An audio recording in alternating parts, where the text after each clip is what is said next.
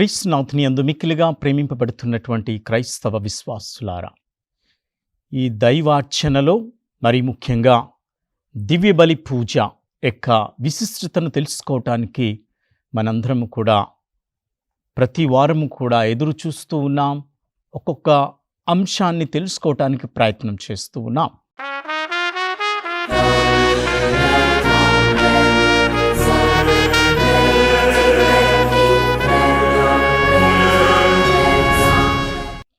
ఈరోజు ఈ యొక్క విభాగంలో మనందరము దైవవాక్యార్చన పీఠము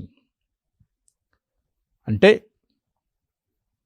పరిశుద్ధ గ్రంథ పఠనాలు చదవబడేటటువంటి ప్రభువాక్యాన్ని ప్రకటించేటటువంటి స్థలాన్ని దాన్ని మనం చూసినట్లయితే దివ్యబలి పూజలో 2 భాగాలు ముఖ్యమైనటువంటివి.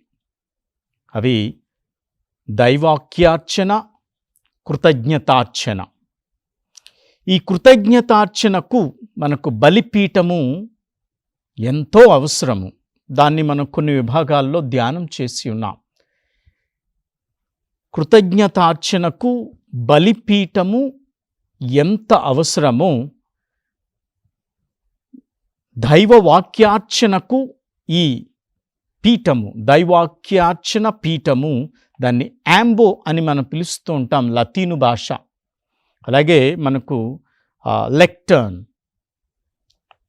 అది పుట్టు పూర్వత్రాలు మనం చూద్దాం, కొన్ని విషయాల్లో ధ్యానం చేసుకుందాం.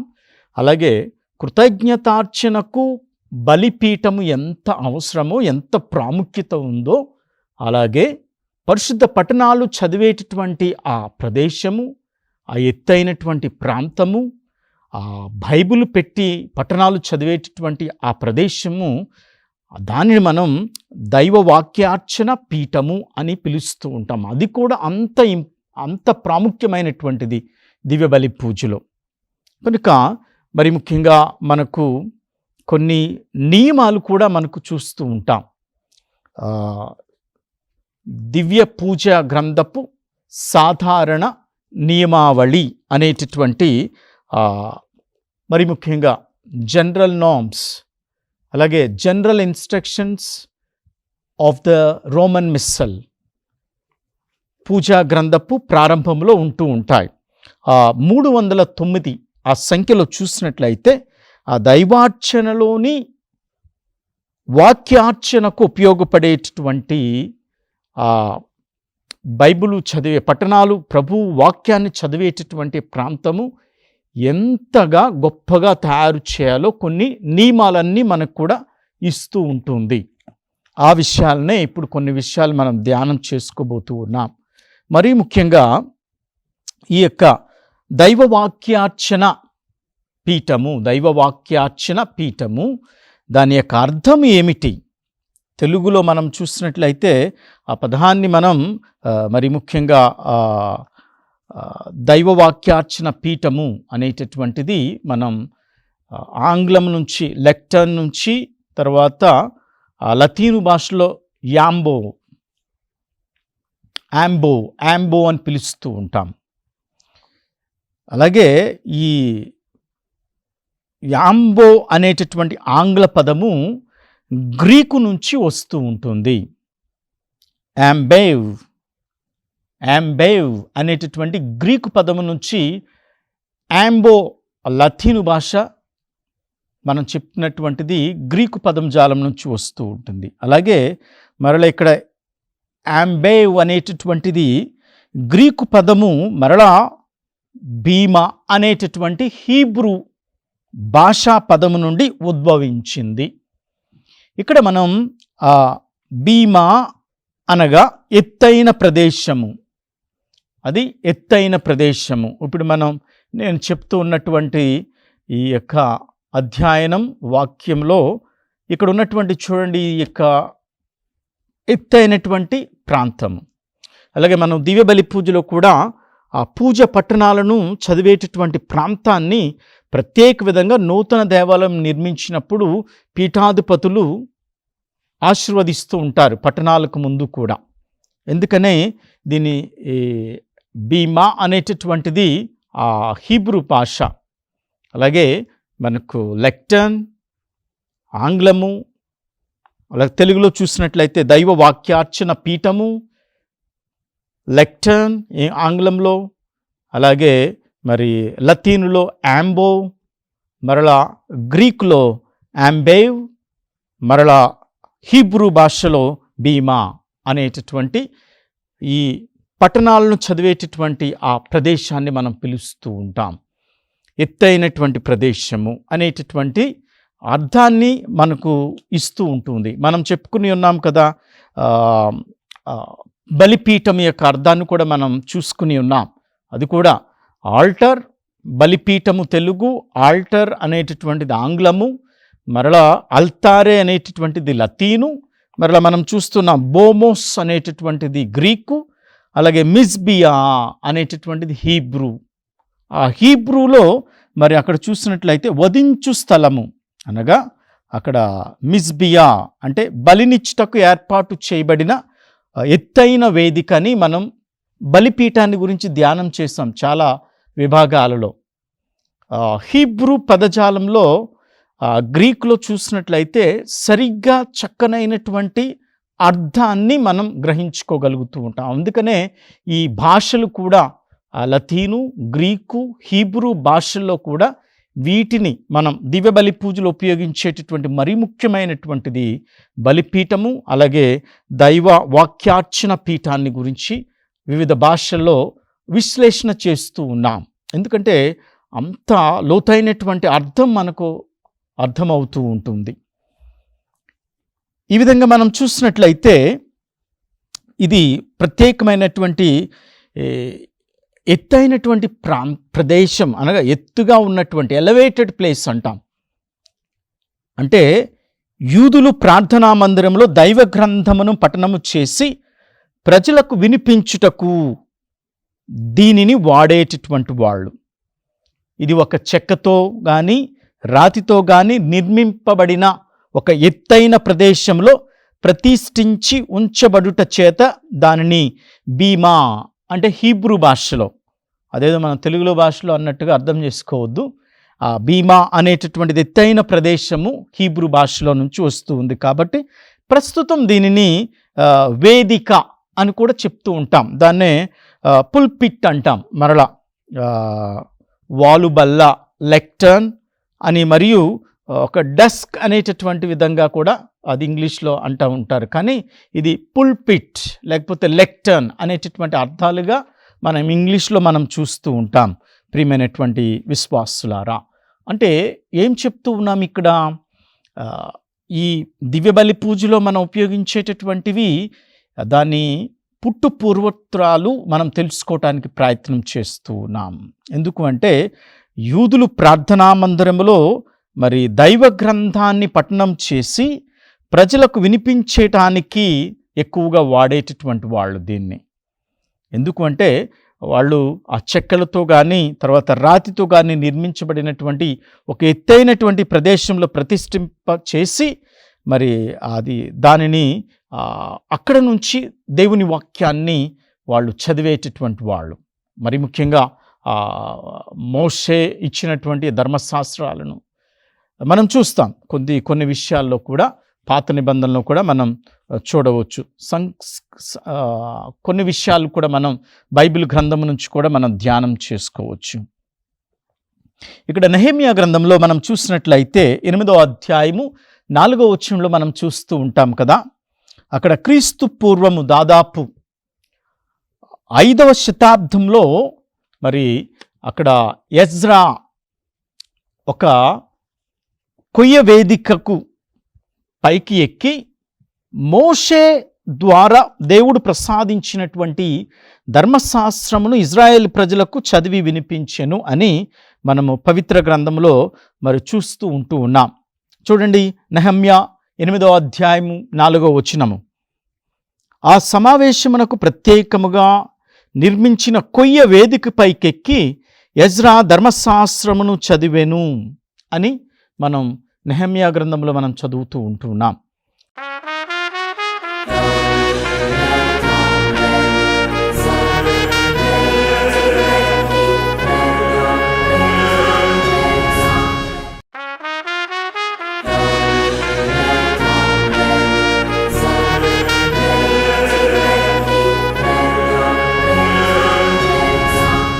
తాను ప్రజలతో ప్రకటన చేయటానికి, ధర్మశాస్త్రాన్ని చదవటానికి కూడా అక్కడ ఎత్తైనటువంటి ప్రాంతము అనగా ఒక కొయ్య వేదిక పైకెక్కి ఎజ్రా ధర్మశాస్త్రమును చదివాను అని మనం ఆ పాత నిబంధనలో కూడా మనం చూస్తూ ఉన్నాం. అలాగే నూతన నిబంధనలో కూడా యేసు ప్రభు ప్రజలకు బోధించుటకై ఒక ఎత్తైన ప్రదేశమునకు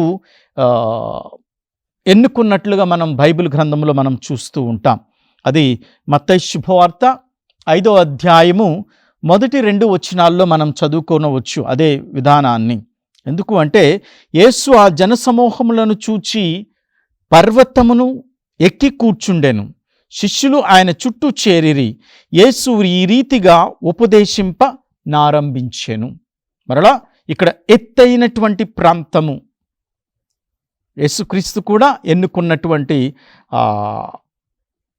పర్వతమును ఎక్కి కూర్చుండెను అనేటటువంటి ఎత్తైన ప్రదేశమును ఎన్నుకున్నట్లుగా మనం ఈ యొక్క మత్తయి సువార్తలో మనం చదువుకుంటూ ఉన్నాం.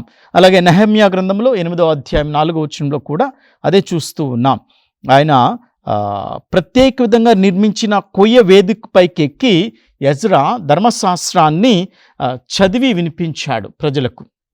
అలాగే క్రీస్తు ప్రభు కూడా అనేకమైనటువంటి సందర్భాలలో ప్రార్థనా మందిరమునకు, అలాగే యూదులకు ఉన్నటువంటి ప్రార్థనా మందిరం సినగోగుకు వెళ్ళినప్పుడు కూడా నిలబడి, అనగా అందరికీ కనిపించేటటువంటి ప్రదేశము లేక కేటాయింపబడినటువంటి ఎత్తైన ప్రదేశంలో ఉండి క్రీస్తు ప్రభు కూడా యెషయా గ్రంథము నుండి పవిత్ర వాక్యములు చదివినట్లుగా మనం లూకా శుభవార్తలో 4వ అధ్యాయం 16-17 వచనాలలో మనం చూస్తూ ఉన్నాం. దీన్ని బట్టి ప్రజలకు దేవుని సందేశాన్ని చదివి వినిపించటానికి యూదులు ప్రత్యేకించబడినటువంటి ఒక ఎత్తైన ప్రదేశాన్ని వాడినట్లు తెలుస్తూ ఉంది.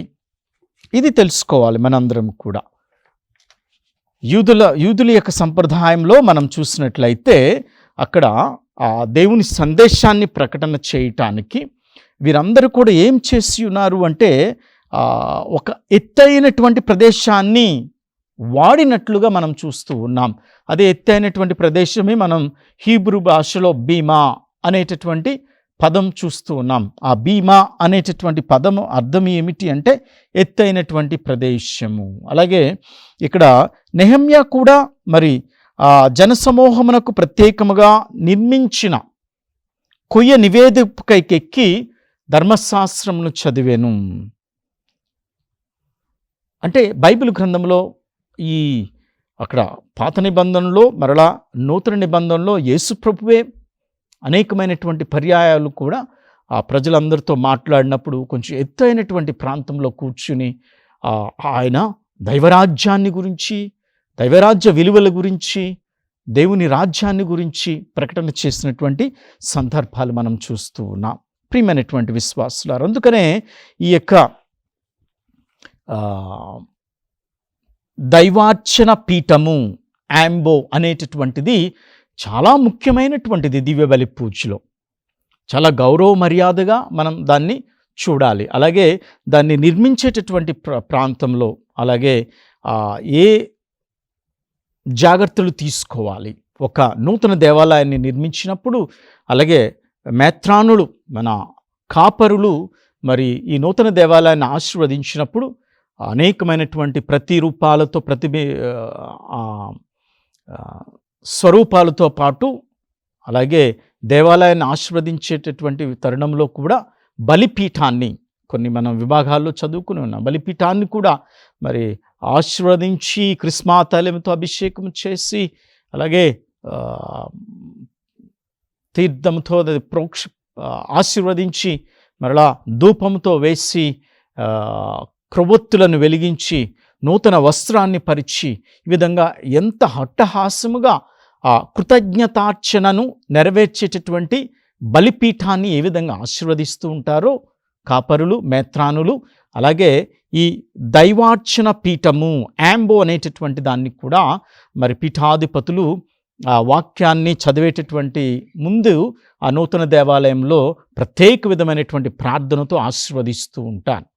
ఎందుకంటే అక్కడ నుంచి దైవవాక్కు ప్రకటించబడాలి కదా. ఎంత పరిశుద్ధమైనటువంటి స్థలాలు ఇవన్నీ కూడా. కనుక మనం జాగ్రత్తలు వహించాలి ప్రతి విషయంలో కూడా. అనేకమైనటువంటి దాన్ని తీసివేయటం, కదపటం కానీ కూడా చేయకూడదు. మరి ముఖ్యంగా దేవాలయాలలో, విచారణ గుడుల్లో వాటిని ప్రతిష్టాపన చేయాలి. అలాగే పీఠము కూడా ప్రతిష్ఠింపబడుతుంది. దాన్ని ఎప్పుడు అక్కడి నుంచి జరపరు. దాన్ని అక్కడ నాటే విధంగా ఆ పరిశుద్ధ స్థలంలో, పీఠంలో దివ్య బలి పూజ జరిపేటటువంటి కృతజ్ఞతార్చన జరిగేటటువంటి ఆ బలిపీఠాన్ని కదపకుండా, దాన్ని అక్కడి నుంచి తీయకుండా దాన్ని ప్రతిష్టాపన చేస్తూ ఉంటారు.